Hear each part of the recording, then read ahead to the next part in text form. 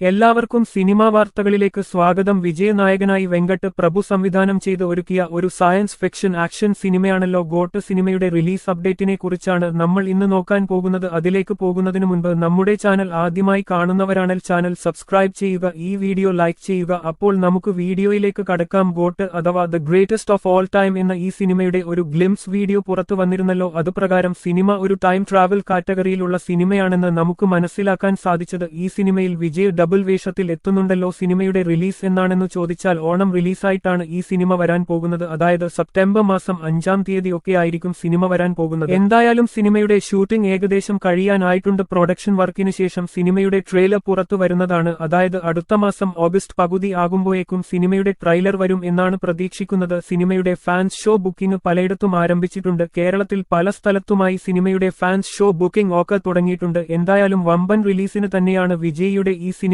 വരാൻ പോകുന്നത്. വിജയിയുടെ മികച്ച സിനിമ ആകട്ടെ എന്ന് ആശംസിക്കുന്നു. എന്തായാലും നിങ്ങൾ എത്ര പേർ ഈ സിനിമയ്ക്ക് കാത്തിരിക്കുന്നു എന്ന് കമന്റ് ചെയ്യുക. ഇതുപോലുള്ള സിനിമാ വാർത്തകൾക്കായി ചാനൽ സബ്സ്ക്രൈബ് ചെയ്യുക.